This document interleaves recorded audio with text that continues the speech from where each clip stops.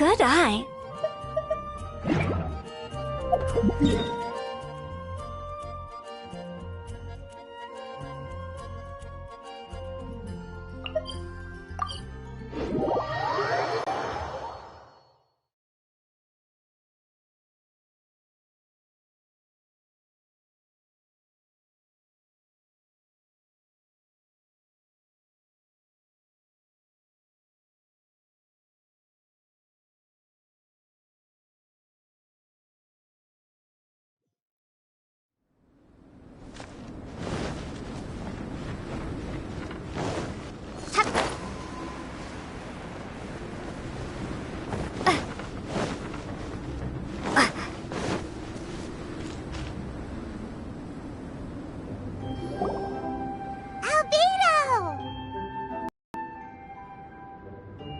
Traveler, Paimon. I suppose your story is ready.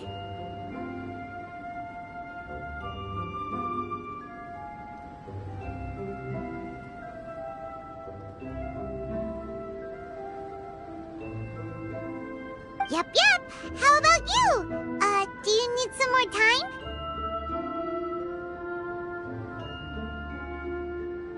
No need. I am also ready to tell my story. Paimon calls dibs! Paimon first! Please, go ahead. Okay, here goes. Once upon a time, there was an evil researcher who went into the mountains and did a crazy experiment on whopper flowers to transform their appearance. After a lot of pain and suffering, the whopper flowers finally took on a human form. Then they stood by the side of the mountain to wait for unsuspecting bypassers. To whoever spoke to them, they would ask some questions such as, "Who am I? Who are you?" If the bypasser got the wrong answer, the last sound they'd make would be a yelp before the whopper flower ate them alive in one bite. Ooh, truly frightening. What the? You two aren't scared at all!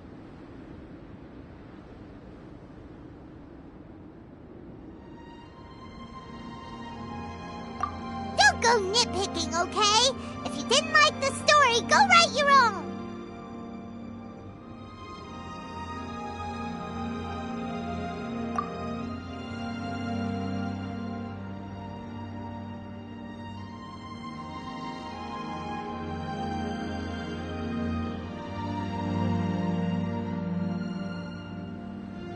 In other words, the whopper flowers would ambush and then completely replace their victims.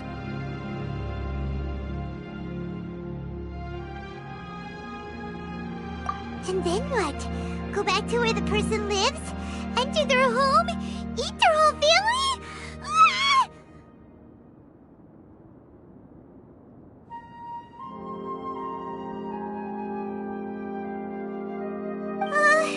Paimon made up this story, but now Paimon's the one who's scared by it. It's a good story. Oh, may I write it down? I may bring it up in future conversations. What for? Just to scare people with? Yes. You've got a real mean streak, Albedo. Mine is a little longer than yours. It starts with an alchemist. A great alchemist once created Subject 1. Subject 1 was her proudest achievement, and successfully blended into human society. No one ever would have thought that this friend of theirs was in fact a synthetic human.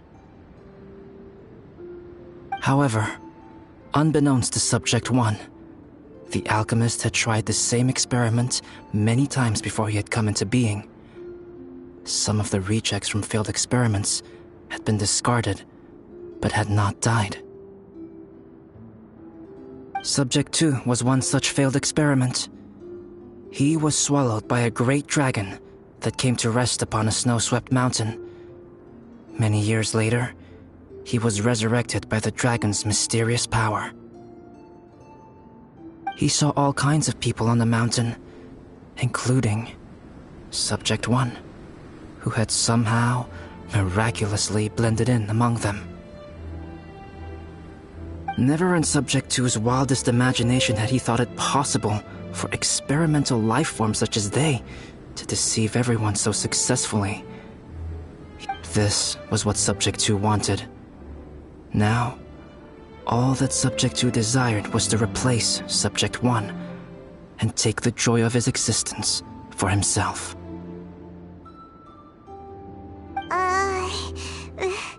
This is giving Paimon the chills.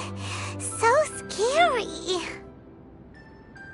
Subject 2 began to unfold his plan. He stole Subject 1's books and notes and studied all that Subject 1 had learned from the alchemist. Subject 2 was highly intelligent, and he learned quickly. He changed his face into an exact replica of Subject 1's face. Then, he found a plant with mimicry capabilities and transformed it using dragon blood and alchemy. And so, not only did Subject 2 transform his own appearance to perfectly match that of Subject 1, he also created a third entity, Subject 3. What? There's 3 of them now? But Subject 2 wanted to become a perfected human. So, he erased a mark on both his and Subject 3's necks, for these marks were symbols of imperfection. In my view, it was probably a subconscious act, an instinct. He so desperately craved to become a perfect human being that he forgot something. Human beings are defined by their flaws. Subject 2's plan was meticulously crafted. Subject 3 would draw Subject 1's attention. After Subject 1 disposed of Subject 3, he would assume the threat had now disappeared and would let his guard down. The next moment that Subject 1 was alone, Subject 2 would make his move. He would eliminate Subject 1 and become the only one remaining. He would secretly replace the Subject 1 of everyone's memories and inherit his identity, residence, clothing, sword, name, and friends. People would have no idea that the individual they knew had become somebody else from one day to the next. This is way too scary. Paimon's never gonna be able to trust anyone again. But just before Subject 2 could carry out his plan, a unique stranger entered the mix. Subject 2 tried to make contact with this person, but found that they could somehow sense he was different from Subject 1.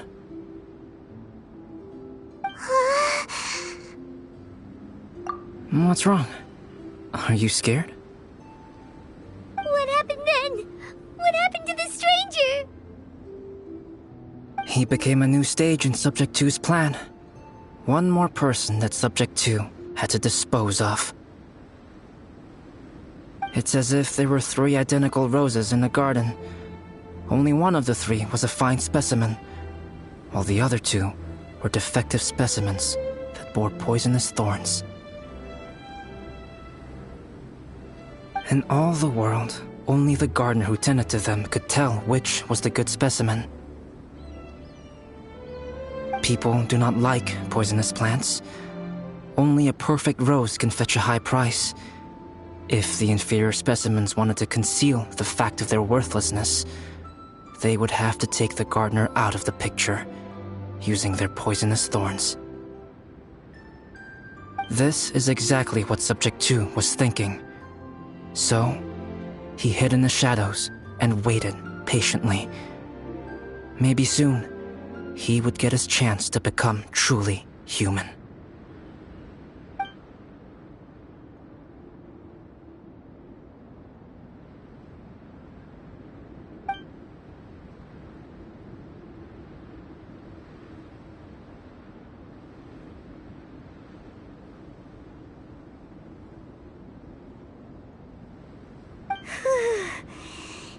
intense! So what happened after that? Did Subject 2's plan succeed? Paimon can't bear thinking about it! Fortunately, Meta is just a story. And even in this story, Subject 2 did not succeed. But you can never let your guard down on Dragonspine. Monsters mutated with Durin's power and blood are also creatures of Rhine-Daughter, just like me. You must beware of all such creatures.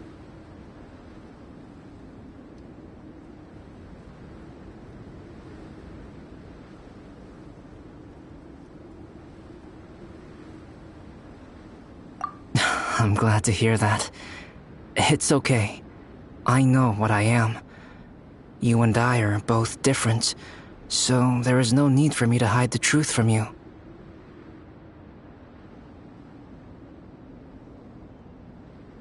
The only thing is that sometimes, when I think about how mighty the power of alchemy is, I feel so small. As beings who set foot in this world, how arrogant are we in desiring to control our destiny and in desiring to create? Is creation an arrogant act, Traveler? If not, why do we call the ones that created us and control us gods? If it is, then what qualifies us to call ourselves creators? How far must we take our reverence and respect, and what purpose does it serve?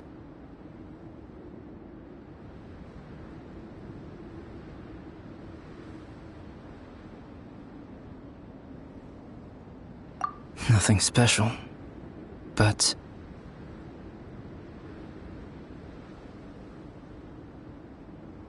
whenever I think about it, I feel a twinge of grief.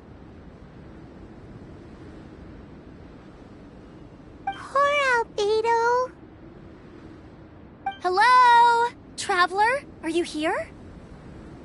Hey! Is that Amber? Thought we might find you here. We're here to deliver a message from Cyrus. There's gonna be a big event down at the base camp, and they want you there too, Traveler. Winter camp is nearing its end. Apparently, even provisional instructors are required to attend.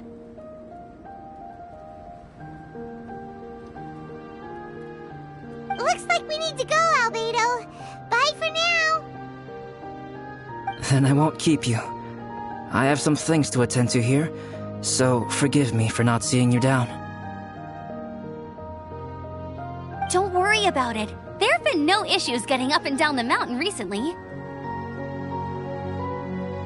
Is everyone ready? Let's not keep them waiting.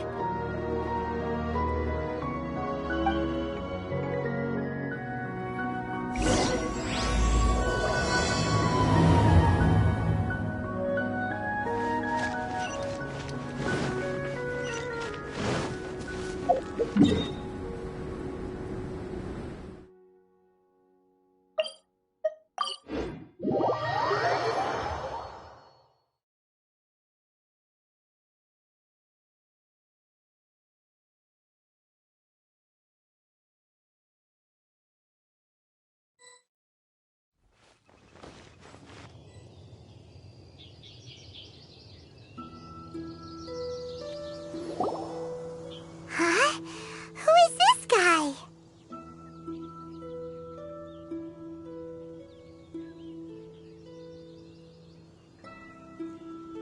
Allow me to introduce Yozerf. He's Joel's father.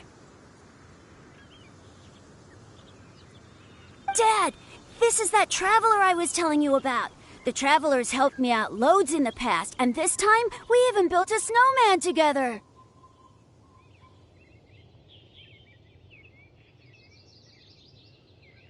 Joel has told me everything about you. I can't thank you enough. Wow! This is amazing! Wait a second.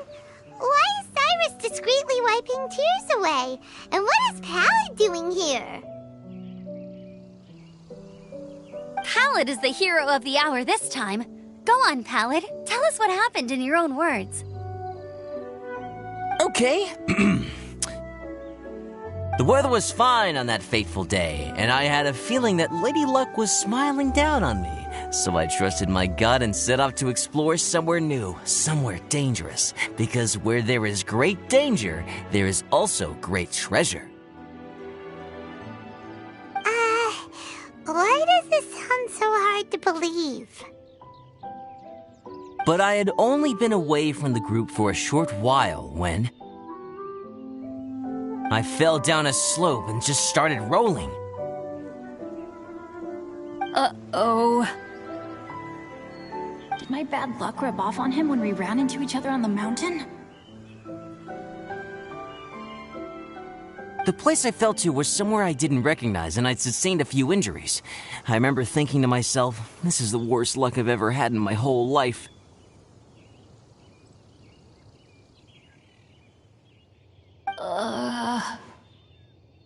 Then I met Yozerv. He'd heard the sound of me falling and came out to see what was going on. Huh? Wow! So it was completely by chance then! I thought he must have been someone from the Adventurers Guild here for the event, but after a few words of conversation, it was clear that he was having memory problems. He didn't even know his own name. The temperature was freezing, and there was no time to deal with all that there and then, so I convinced him to come back to the camp with me and figure everything else out after we got there. We got back to the camp, ran into Joel, and the moment he saw him, he froze for a second with this completely stunned expression on his face, and then he started crying out, "Dad! Dad!" That's when Yozerv suddenly started to remember. My memory has still not fully recovered, but Joel and his mother, they are the only ones that I will not, no, that I cannot forget. Daddy. Daddy's right here, Joel. Daddy's right here. Yozerv, don't you remember anything else at all? The poor princess, feeding the foxes? I'm sorry. I have no recollection. Maybe it's because of the head trauma. I'm not sure. I woke up and found myself covered in blood. My things were gone, and there was nothing to indicate who I was or how I got there. I crawled into a cave and settled in for a slow recovery. After my legs and feet were a little better, my hunting skills were what kept me alive. Dad, I was so worried about you. I'm all right now, Joel. Oh, don't cry. Daddy's not going anywhere. I'm here to stay. Oh, this is good. This is good. You know what, though? I definitely think my luck got worse after running into Benin on that mountain. I knew it. I just... No. I just meant if it weren't for you, there's no way I ever would have run into Yozerv on a mountain this huge.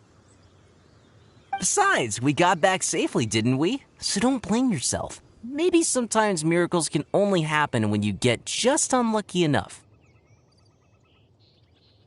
Pallid. When did you become such a smooth talker, huh? Huh? Am I? I was just telling the truth. Oh, yeah. I want to say thank you to the Traveler, Uncle Cyrus, Auntie Eula, and Auntie Amber. Thanks, everyone. You all helped look after me, and I will always remember it. But I guess I can't take the snowman with me, or it'll melt once it leaves Dragonspine. It's such a shame. Oh, I can help with that. One moment. Huh? Eula?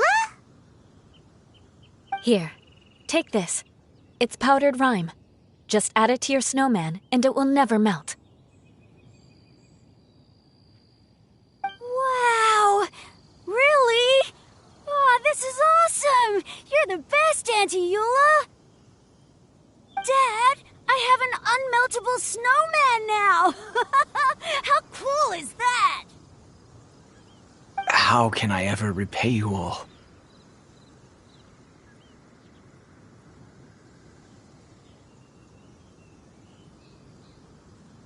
Thank you all. Thank you from the bottom of my heart. Dad, I want to go move the snowman. Can we do it now, please? Okay. I'll be leaving with Joel now. I'm sure I'll see you all another day. Very well, very well. It's time for Pallet and I to have another discussion concerning his breaches of adventurer discipline. Huh?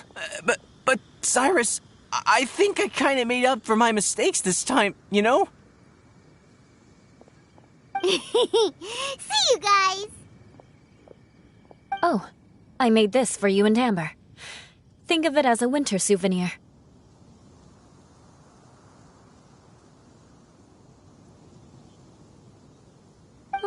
Are you sure?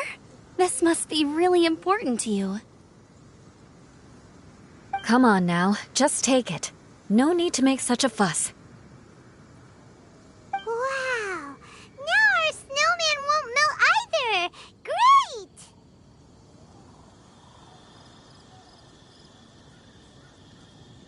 You're welcome. Just keep it. That's all I ask. Amber and I have some business to attend to now. See you later.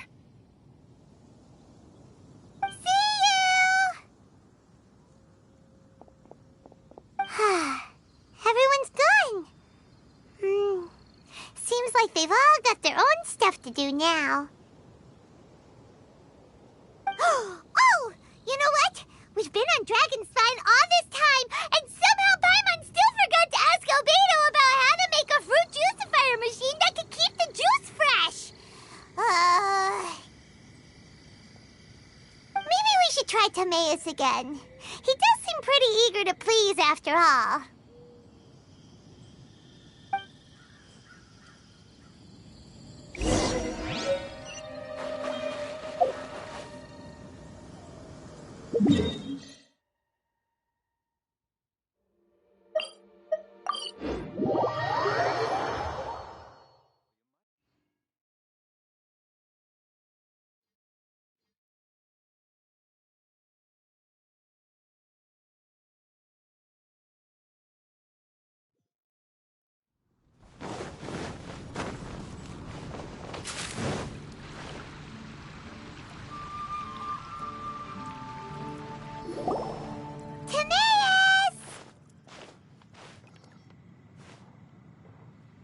Traveler and Paimon, what can I do for you?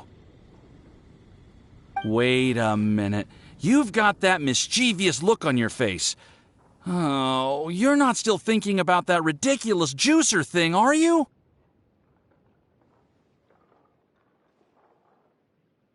Timaeus, will you help us?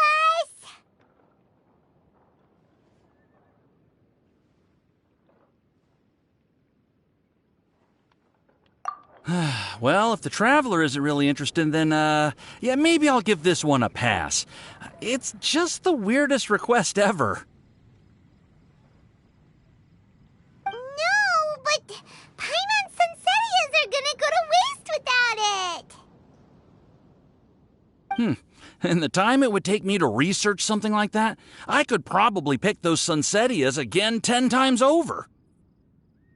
New research project, Timaeus? We meet again. Oh, Albedo, thank goodness. So the situation is, Paimon wants a machine that can turn fruit into juice and keep the juice fresh. I mean, surely it's... Majorly important, that's that's what it is. If you can manage to invent this, we'll never have to worry about fruit going bad ever again! That's impossible!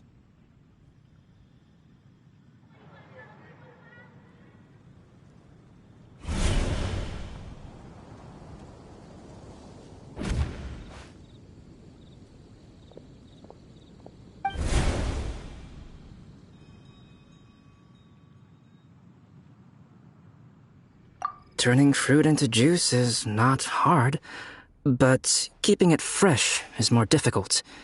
But if you simply want to keep the fruit from rotting, there are many ways to achieve this.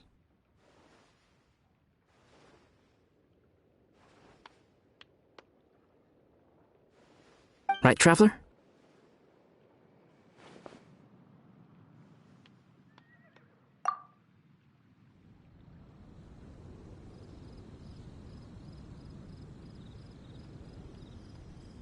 What about his neck?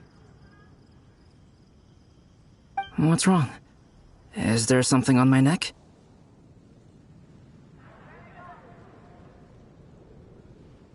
From the look on your face, it's as if you thought I just played a practical joke on you that was in exceedingly poor taste.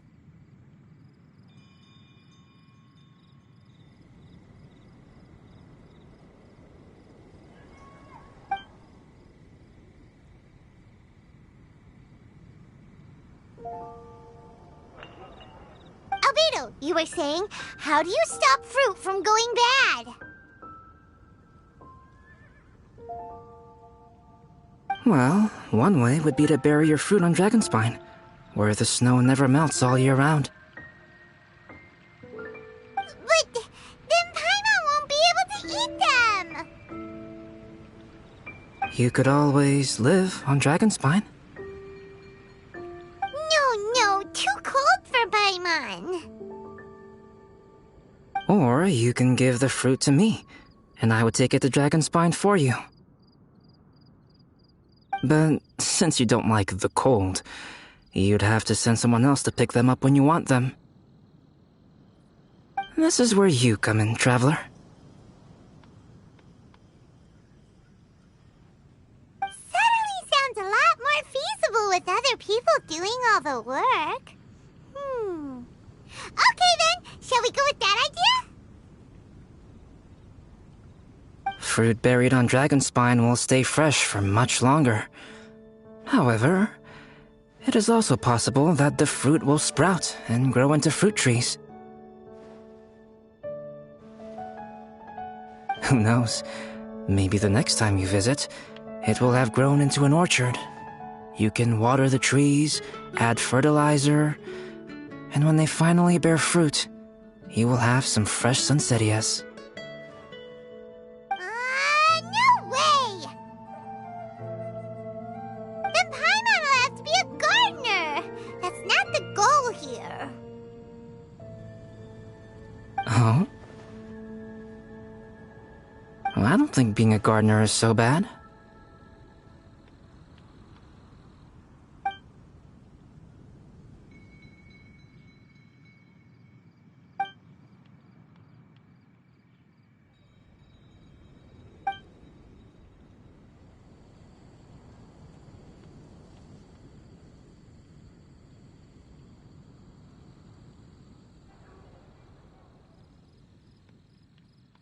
Albedo! Stop trying to get your hands on Paimon's super sweet Sensitias!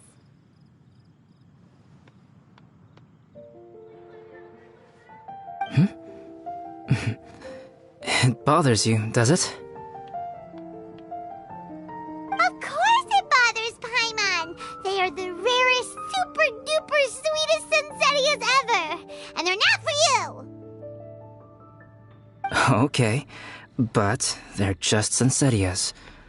I think you're only so attached to them because you don't have much fruit of this quality in your possession.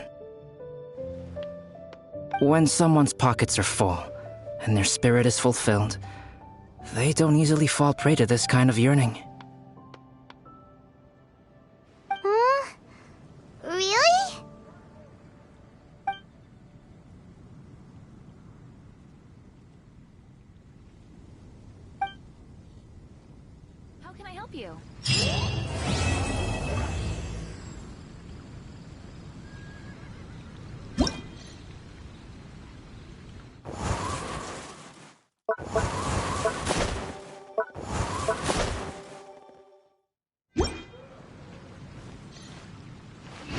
Dragonspine is too cold for ordinary fruit trees to survive.